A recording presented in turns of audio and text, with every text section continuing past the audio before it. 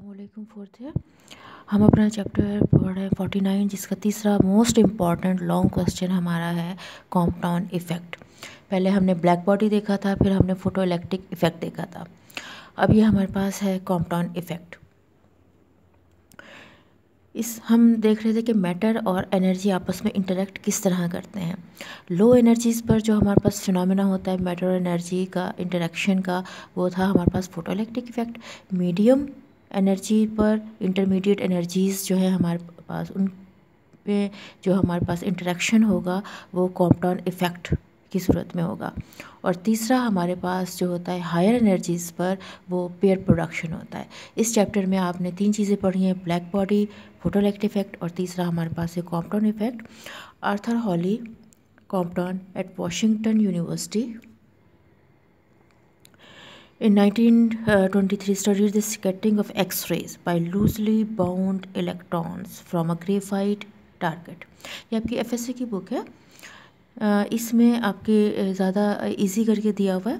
थोड़ा सा इंट्रोडक्शन के लिए आप इसको समझ लें कि किस तरह किया उसने। ये जो है यहाँ से उसने एक्सरेज ग्रेफाइट का उसने एक पोर्शन लिया, उसमें लूजली बाउंड इलेक्ट्रॉन्स पर ये एक्सरेज जो थी वो उसने उसके ऊपर जो है स्कैटर करवाई, इसके ऊपर डाली, जिनसे ये हमारे पास जो फोटोन जो पहले था जिसकी वेवलेंथ लैम्डा थी, बाद में वो स्कैटर होने के बाद और इलेक्ट्रॉन के साथ स्ट्राइक करने के बाद वो उसकी जो वेवलेंथ थी वो चेंज हो गई। पहले उसकी वेवलेंथ कम थी, बाद में उसकी वेवलेंथ ज़्यादा हो गई। तो ये फिनोमेना उसने बाकायदा पूरा का उसने बार बार इसको मेजर किया, बार बार इसको परफॉर्म किया। इस इफ़ेक्ट को हम कहते हैं कि ये कॉम्पाउंड इफ़ेक्ट है। यानी इसमें क्या होगा कि वेवलेंथ जो है स्कैटर्ड एक्सरेज की is larger than the wavelength of the incident X rays. The increase in wavelength of scattered X-rays could not be explained on the basis of classical wave theory। कॉम्पटाउन ने इसमें क्या सजेस्ट किया कि X-rays consist of photons and in the process of scattering the photons suffer collision with electrons like billiard balls. जैसे balls strike करें एक दूसरे के साथ और एक दूसरे को अपनी एनर्जी दे दें, इस तरह ये हुआ। In this collision a part of incident photon energy and momentum is transfer two electron. Photon ने अपनी एनर्जी और मोमेंटम इलेक्ट्रॉन को दिया, और फिर वो उसके बाद उसकी जाहिर सी बात है कि उसके वेवलेंथ में और एनर्जी में कुछ ना कुछ चेंज आएगा। ये चेंज उसने किस तरह देखा?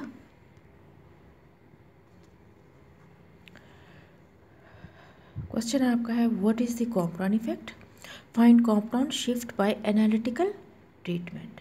आपके पास जो आएगा क्वेश्चन वो इस तरह आएगा। अभी जो मैंने आपको समझाया वो जस्ट आपको समझाने के लिए था। आप क्या करेंगे, देखें पहले हमारे पास क्या हो रहा है, जो हमने अभी जिक्र किया कि ये हमारे पास इलेक्ट्रॉन है, फ्री इलेक्ट्रॉन है, लूजली बाउंड था, ठीक है। उसके ऊपर ये एक्सरेज की हमने इसको इंसाइड किया था। ये हमारे पास था इंसिडेंट फोटॉन। इसकी आपके पास ई एनर्जी होगी, पी मोमेंटम होगा, ठीक है। ये जब इसके साथ हुआ तो उसके बाद इसने इसको एब्जॉर्ब किया और फिर उसके बाद दोबारा स्कैटर होगा। स्कैटर होने के बाद एक तो ये एक्स एक्सिस के साथ एक एंगल बनाएगा फाई, और इसके साथ ही इसके मोमेंटम में भी चेंज आ जाएगी। पहले उसका मोमेंटम पी था, अब पी प्राइम हो जाएगा। और इलेक्ट्रॉन ये हमारे पास थीटा एंगल बनाता हुआ इस तरफ एक्स एक्सिस के साथ थीटा एंगल बनाते हुए जा रहा है, और इसका मोमेंटम कितना होगा, पी ई। अब जो ये एंगल बनाए उसी लिहाज से ये एक्स एक्सिस के साथ देखें, जो हमारे पास इसकी वैल्यू होगी फोटॉन की, ये होगा पी प्राइम कॉस फाई, ठीक है। दो हमारे पास इसके जो है कंपोनेंट बनेंगे, along X axis cos phi और along Y axis sine phi photon के।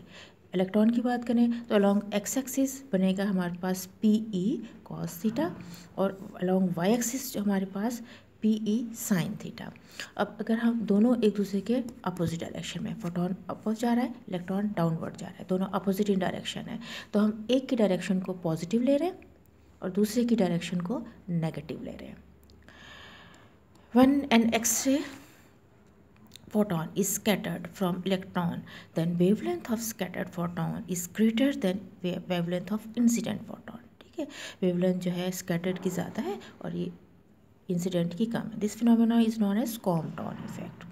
This experiment was performed by Arthur H Compton. He explained this experiment on the basis of photon theory. अब इसका हमने क्या करना है, एनालिटिक ट्रीटमेंट करना है।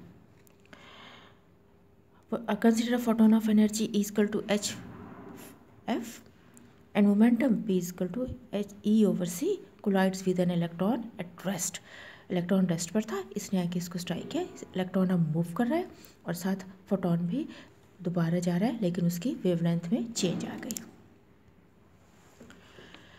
अब आप देखें कि कोलिजन के बाद फोटोन स्कैटर हो गया एंगल फाई पर, एनर्जी उसकी क्या हुई, H prime E prime is equal to H F prime and momentum P prime is equal to E prime over C. ठीक है, ये आपके स्कैटरिंग होने के बाद अब क्या करेंगे, हमने दो चीज़ें देख रही हैं, एनर्जी और मोमेंटम, कि एनर्जी में कितनी चेंज आएगी और मोमेंटम में कितनी चेंज आएगी। पहले अगर हम देखें कि ये चूँकि एक इलास्टिक कोलिजन है तो इसमें कंजर्वेशन ऑफ एनर्जी जो है वो वैलिड होना चाहिए। जो इनिशियल एनर्जी है सिस्टम की वो final energy of system should be equal. ठीक है, इनिशियल में हमारे पास ये किसकी एनर्जी आ गई, फोटोन की। ठीक है, और ये आपके पास आ गई इलेक्ट्रॉन की। रेस्ट मैस है क्योंकि अभी इलेक्ट्रॉन रेस्ट पर है, इसलिए इसका m नॉट हमने रेस्ट मैस कंसिडर किया। यहाँ पर देखें ई प्राइम हो गई फोटोन की एनर्जी आफ्टर स्कैटरिंग, और ये ई ऑफ ई यानी एनर्जी ऑफ इलेक्ट्रॉन। अब इसको हम अपनी जगह रख रहे हैं, इसको दूसरी तरफ ले जा रहे हैं। ठीक है, ई अपनी जगह है, एम नॉट सी अपनी जगह है, ये दूसरी तरफ जाके माइनस का हो गया। ये हमारे पास इक्वेशन 1 बन गई। अब हम आएंगे दूसरी तरफ के मोमेंटम हमारे पास कंजर्व होता है या नहीं। अलॉन्ग एक्स एक्सिस भी देखेंगे और अलॉन्ग वाई एक्सिस भी देखेंगे। पहले अगर हम अलॉन्ग एक्स एक्सिस देखें तो हमारे पास जो है initial momentum along X axis should be equal to final momentum along X axis. तो इसमें देखें ये पी जो है हमारे पास फोटोन का मोमेंटम और ज़ीरो हमारे पास इलेक्ट्रॉन का, क्योंकि p is equal to M V mass into velocity. हमने कहा कि हमारे पास इलेक्ट्रॉन क्या था, रेस्ट पर था, तो ऑब्वियसली उसकी v क्या थी, ज़ीरो, तो पूरा का पूरा फैक्टर ज़ीरो हो गया। यहाँ हमारे पास देखें ये हमारे पास इलेक्ट्रॉन की पी ई कॉस थीटा, क्योंकि एंगल जो है कॉस थीटा जो है उसका से बन रहा है अलॉन्ग एक्स एक्सिस, और ये हमारे पास P prime cos phi. Along Y axis हमने उसका कंपोनेंट देखा था फोटोन का कि वो कॉस फाई बना रहा था, तो हम यहाँ पर कॉस थीटा इसको रख रहे हैं और दूसरी तरफ इसको लेकर जाते हैं, तो ये हमारे पास पी ये इधर है और इसको इधर लेके गए, P minus P prime cos phi. ठीक है, ये हमारे पास इक्वेशन 2 बन गई। अगर अलॉन्ग वाई एक्सिस हम मोमेंटम देखें तो ये देखें हमारे पास इनिशियल में दोनों ज़ीरो हो जाएंगे, क्योंकि वाई एक्स के अलॉन्ग ना फोटोन का मोमेंटम था, उसको अलॉन्ग एक्स एक्सिस था, वाई एक्सिस के अलॉन्ग नहीं था, और इलेक्ट्रॉन का भी ये सिचुएशन थी, तो ये आपका फैक्टर पूरा का पूरा ज़ीरो हो गया। यहाँ हमारे पास देख लें कि ये जो आपका फोटोन का अलॉन्ग वाई एक्सिस कंपोनेंट है और ये इलेक्ट्रॉन का अलॉन्ग वाई एक्सिस कंपोनेंट है। ये जब हम दूसरी तरफ ले जाएंगे तो दोनों इक्वल हो गए। अब हम देखते हैं कि हम इन दोनों इक्वेशंस को, जो हमारे पास इक्वेशन 2 थी और इक्वेशन 3 थी, इन दोनों को पहले क्या करेंगे, स्क्वायर लेंगे इनका, और फिर स्क्वायर लेने के बाद इनको एडअप करेंगे। तो ये हमने 2-3 स्टेप इकट्ठे किए हुए हैं। आप अगर देखें ये बनेगा P E square cos square theta, ठीक है, और ये बनेगा P E square sine square theta. तो देखें ये P E square cos square theta, P E square sine square theta, और ये फिर बाद में पी ई स्क्वायर को कॉमन ले लिया तो हमारे पास cos square theta plus sine square theta जो इक्वल हो जाएगा 1 के, और हम इस पूरे फैक्ट को 1 लिख के सिर्फ हमारे पास ये चीज़ बचेगी। दूसरी तरफ अगर आप देखें तो ये A minus B whole square, और ये हमारे पास पी प्राइम साइन फाई इसका स्क्वायर, तो ये हमारे पास, ये तो सिंपल है, ये हमारे पास ऐसे ही रह जाएगा। इसको हमने A square plus B square minus 2ab से हमने इसको ओपन कर लिया। अब हम देखें कि इसमें से क्या क्या चीज़ हम कॉमन ले सकते हैं और उसको करते हैं। ये हमारे पास पहले सिंप्लीफाई हो चुका था, पी स्क्वायर अपनी जगह, ये इधर है, इसमें भी हमारे पास ये सिचुएशन बनेगी कि इसको और इसको हम लेकर कॉमन ले लेंगे, पी प्राइम स्क्वायर, और अंदर बचेगा कॉस स्क्वायर फाई और साइन स्क्वायर फाई, और फिर दोनों का जो है प्लस करने पे हमें क्या मिलेगा 1, इसी तरह यहाँ पर भी 1 मिल जाएगा। तो ये हमारे पास सिंपल रह गया ये चीज़, ठीक है। अब बची है, ये हम एज इट इज़ लिखेंगे। अब हमारे पास एक चीज़ है E square is equal to P square C square plus M not C square C4।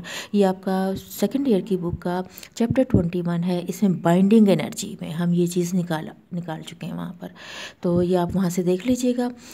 Then by putting values of E and P equation 1 और 4 से, इक्वेशन 1 हमारे पास ये थी, इक्वेशन 4 ये थी, इसकी जब वैल्यू यहाँ पर हम सब्स्टिट्यूट करेंगे तो फिर हम देखते हैं, ये देखें कि हमारे पास E minus E prime plus M not C square पूरे का हम स्क्वायर लेंगे। दूसरी तरफ P square plus P prime square minus 2 P prime cos phi. ये सिंपल मल्टीप्लाई हो रहा है सी स्क्वायर के साथ, और जो हमारे पास एम नॉट सी स्क्वायर है ये हमारे पास, ये हमने एज इट इज़ लिखा। अब हम इस पूरे को मैं ले रही हूँ ए और इसको ले रही हूँ बी, ए प्लस बी होल स्क्वायर। अभी मैं इसको ऊपर नहीं कर रही, बाद में करेंगे। A minus A prime plus M not C square, ठीक है। इसका अगर यानी ये ए स्क्वायर और ये बी स्क्वायर, तो देखिए ये क्या बन गया, ये चीज़, ठीक है। अच्छा 2ab 2a minus A prime A और B M not C square. Right side पे देखते हैं हमारे पास, ये देखें, इसको इससे मल्टीप्लाई करेंगे, फिर इसको इससे और फिर इसके साथ, तो ये बन गया P square C square P prime square C square minus 2p prime cos five और साथ सी स्क्वायर, और ये है हमारे पास एम नॉट स्क्वायर C4। इधर भी है, इधर भी है, कैंसिल आउट कर दिया। A minus A prime square plus 2 ये A minus A prime M not C square. इधर हमारे पास क्या चीज़ बची, P square C square plus P prime square C square, और ये minus 2p prime cos five C square.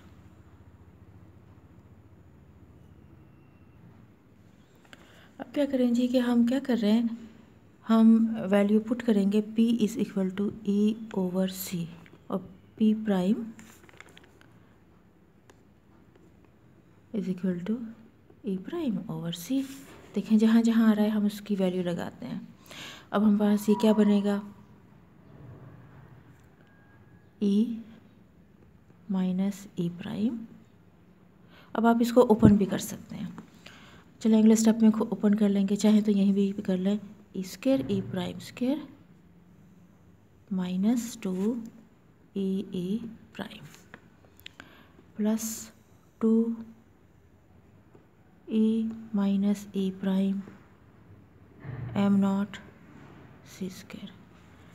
अब इधर हम सब्स्टिट्यूट करने जा रहे हैं, पी की वैल्यू और पी प्राइम की वैल्यू, ए स्क्वायर ओवर सी स्क्वायर सी स्क्वायर, ठीक है।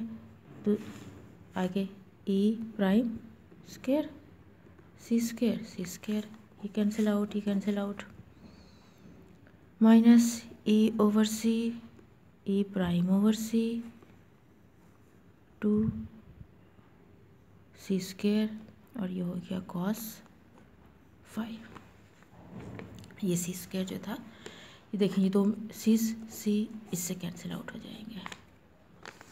अब हमारे पास क्या बचेगा, A square plus A prime square minus 2 A prime plus 2 A minus A prime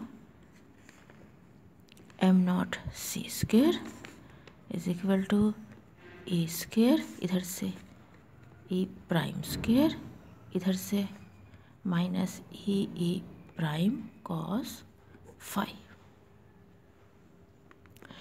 अब देखेंगे क्या क्या चीज़ कैंसिल आउट हो सकती है। ये इसके साथ, ये इसके साथ, ठीक है, और ये हम इकट्ठा कर सकते हैं। इसको अगर मैं इस साइड पर ले आऊँ तो और ये अपनी जगह पर है, 2e minus E prime M not C square, ये इधर आ रहा है तो प्लस हो जाएगा, 2e prime minus E prime cos five. अब हमारे पास देखें तो ये जो है सिचुएशन में अगर आप सॉरी मैं इसका 2 लिखना भूल गई थी, 2 थ्रू आउट हम कॉमन लेकर ख़त्म कर सकते हैं इधर से, ठीक है। यहाँ बचा e minus E prime M not C square, और इधर से हमारे पास क्या हो रहा है, ई प्राइम कॉमन ले लिया तो 1 माइनस कॉस फाइव। अगर मैं थ्रू आउट ई प्राइम से इसको डिवाइड करती हूँ, E prime M not C square, ये हमारे पास बचेगा 1 माइनस कॉस फाइव। अब मैं एम नॉट सी स्क्वायर को भी इधर ले जाती हूँ तो मेरे पास, और इसका एलसीएम अगर ले लिया जाए तो ये सिचुएशन कुछ इस तरह बनेगी, 1 ओवर ई प्राइम माइनस 1 ओवर ए, और एम नॉट उसी चला गया तो हमारे पास बचा 1 over M not C square into 1 minus cos five.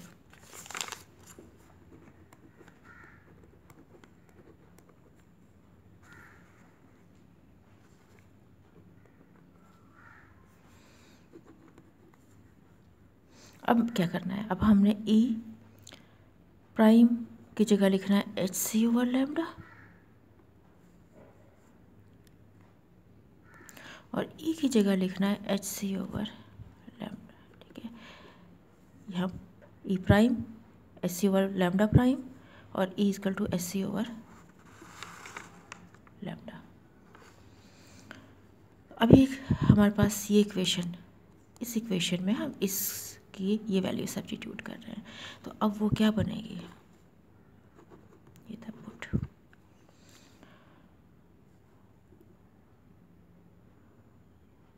1 over H C over lambda prime minus 1 over H C over lambda, और ये था 1 over M not C square into 1 minus cos five.